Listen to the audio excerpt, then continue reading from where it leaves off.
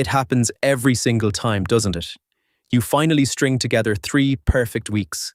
The weights are flying up, the mirror is finally paying you back, and then bam, you wake up with a throat like sandpaper and a nose that will not quit. You think you're cursed, you think the universe hates your gains. Gym creatures, I know a little something about curses, trust me on that. And this one actually has an explanation. Today, I'm telling you exactly why progression and sickness show up holding hands, why your body picks the worst possible moment to fold, and, most importantly, how to keep the gains train rolling without spending a week in bed. Because here's the thing, and I need you healthy, I need you training. A body that keeps growing is a body worth paying attention to, for reasons. So let's get into it. Stay with me, because by the end of this, you'll never blame bad luck again. First, let's kill the biggest myth. Getting sick right when you're progressing is not a sign you're doing something wrong.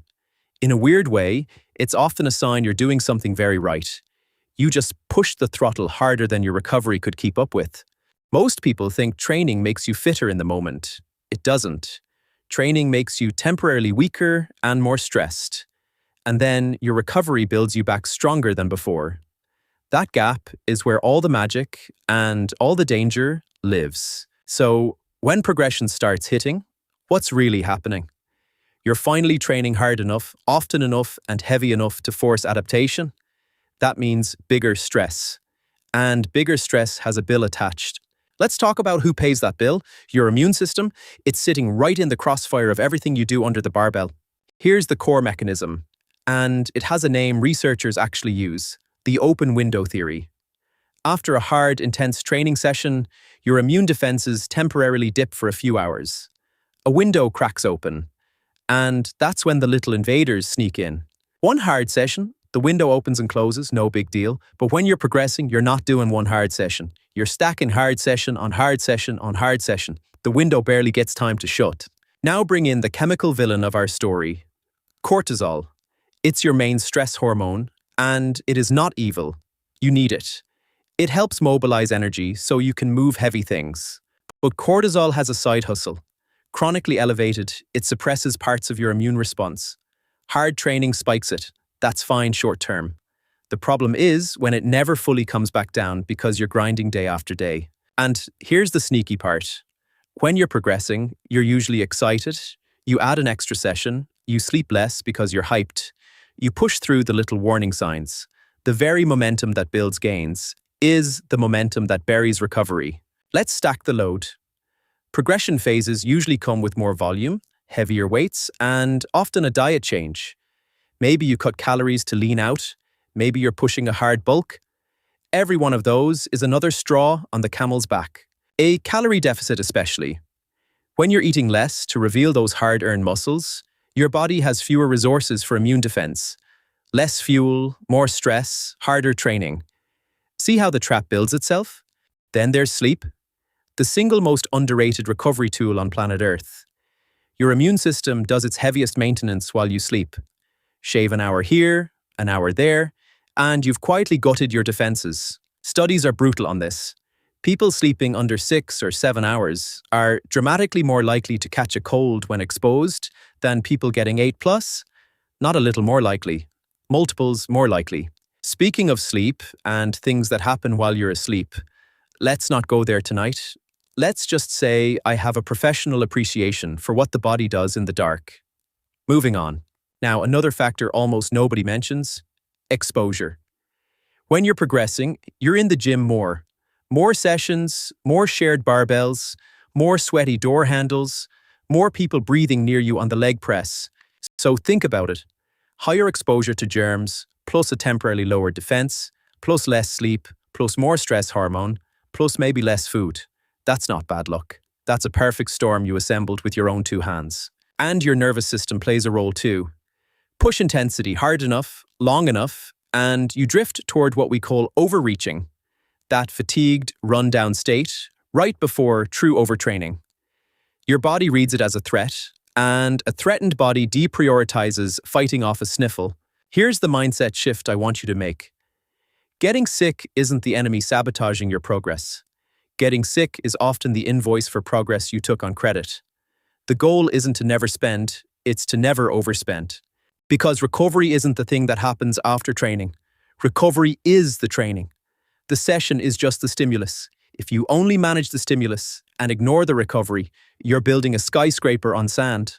So let's fix it. This is the part where I hand you the tools. Screenshot this if you have to, my beautiful muscle sacks, because these are the moves that keep you growing and standing. Step 1, respect the deload. Every 4 to 8 weeks of pushing, plan a lighter week. Drop volume, drop intensity, let cortisol settle, and your immune system catch its breath. A deload isn't quitting. It's how you cash in the gains you've been building. Step 2, sleep like it's a training session because it is. Guard 7 to 9 hours like your gains depend on it, because they literally do. When you enter a hard progression block, you should be sleeping more, not less. Step 3, fuel the machine. Don't stack a brutal training push on top of an aggressive crash diet. Keep protein high, keep total food adequate, and prioritize colorful whole foods. Micronutrients aren't a garnish, they're ammunition for your immune system. Step 4, manage the little stuff. Vitamin D if you're low, especially in winter. Wash your hands after touching every filthy communal handle. Wipe the bench. Basic hygiene is unsexy and it works. Step 5, auto-regulate. Learn to read your body. Resting heart rate creeping up, sleep getting worse, motivation tanking, every weight feeling heavier than it should. Those are alarm bells.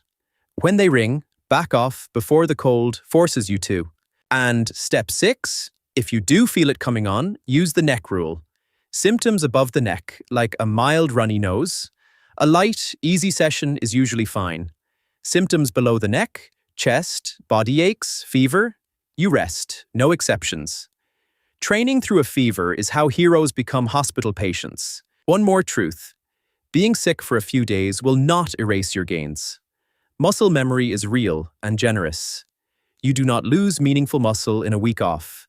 Panic training while sick costs you far more than it ever saves. As someone with 8 arms, believe me, I understand pushing volume better than any creature alive. And even I know when to let a tentacle rest. Recovery is not weakness, it's the whole point. So let's recap the whole picture. Progression means more stress, and more stress cracks the immune window open. Pile on lost sleep, extra exposure, high cortisol, and low food. And sickness isn't a curse, it's math. Manage recovery like it matters, deload on purpose, sleep like an athlete, fuel the fire, and read your warning signs. Do that, and you keep the gains coming without the week-long shutdown. That's how you win the long game. Now listen closely, Gains Gang. I just handed you the exact blueprint to grow bigger and stay standing while you do it. And a body that keeps growing is a body I keep a very close eye on. You're subscribed, so you're safe. Your gains are protected. I have a code and I keep it. But that gym buddy of yours, the one who trains through every fever, never sleeps, and has never once tapped subscribe? I make no promises about what visits him at 3 a.m. So share this video with him. Not just so he stops getting sick every progression block, but so he wakes up next month with his arms still attached. Consider it charity or survival. Both work. Subscribe, share, protect your people, train hard, recover harder, and I'll see you next episode. Stay healthy, gym creatures. It's safer that way.